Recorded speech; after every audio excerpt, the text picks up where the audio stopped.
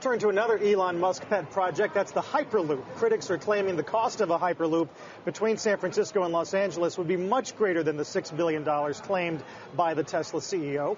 New York Times columnist Nick Bilton wrote about the project and its hidden costs. He joins us this morning from San Francisco. Nick, it's good to have you. Good morning. Thank you. You talked to a lot of economists, physicists. Is this $6 billion price tag, is that impossible?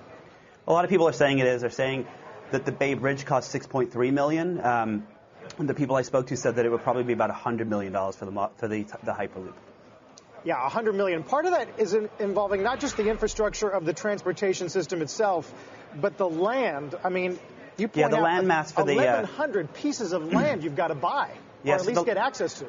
The land mass for the train that is currently being built is $7 billion just for the land mass, and so a lot of people are saying, well, how can the Hyperloop actually cost $6 billion when the land mass costs us $7 billion? Nick, what's interesting, though, is that, look, at least people are able to put an estimate to this. I figured we were still at the point of it being so vague and pie in the sky that you couldn't even quantify that. Yeah, I think what people are saying is, the experts I spoke to are saying that Elon Musk is being disingenuous with the pricing because, and he takes a tax at the California high-speed rail, which is supposed to cost about $68 billion or so, saying that it's overpriced and so on. And no one's going to argue with that. But to say that he could build something that's faster and better and so on for $6 billion, I just don't think it is fair. One of the experts I spoke to said that even a pipeline for oil will cost about $5 billion a mile. So how does he expect to build this thing that's going to be 400 miles long that actually costs $6 billion?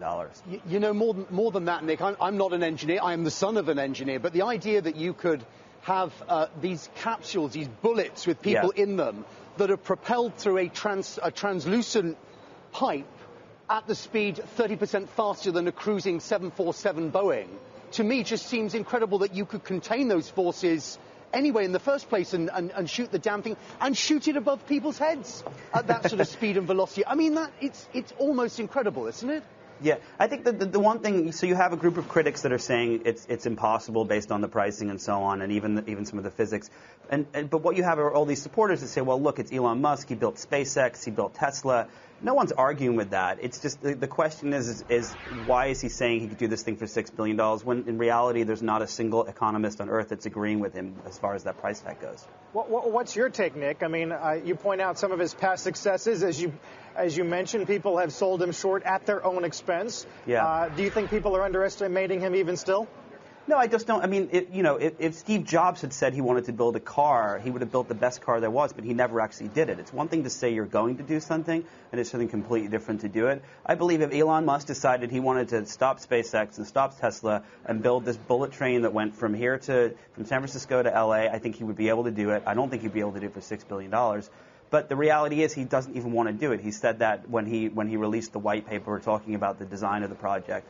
And I just think that a lot of it, I mean, this thing was picked up by every press outlet from here to Kingdom Come, and I think a lot of it just seems like a bit of a PR play, if you ask me. Yeah. I mean, we talk about Tesla all the time, and we often mention that it's a much bigger phenomenon out west, especially in the Valley, than it is here on the East Coast. Is there a lot of goodwill toward Musk in getting this thing done? Yeah, I mean, there is. It's amazing. The comments on the column I wrote about this got hundreds of comments, and it's people saying, well, look, this is Elon Musk. He did this, he did that, and no one's going to disagree with that. I think that the question that a lot of people have, especially in the media, is doesn't this just seem a little bit like a PR play? And especially when you look at the numbers and start dissecting how it could even be close to possible to do this. One expert I spoke to said, how does he expect to build this thing for $6 billion? It's 400 miles long, where you have the Bay Bridge, which is 0.3 of a mile long, which costs $6.4 billion. So. The most important question, Nick, is whether or not you, Nick Bilton, would be willing to get on the maiden voyage of the Hyperloop. Would you get in that thing? Not unless they had a bathroom and they gave me some clothes that I know would stay on once we got to 800 miles an hour. Coming from a guy who knows how tech works. Nick, thanks for your time.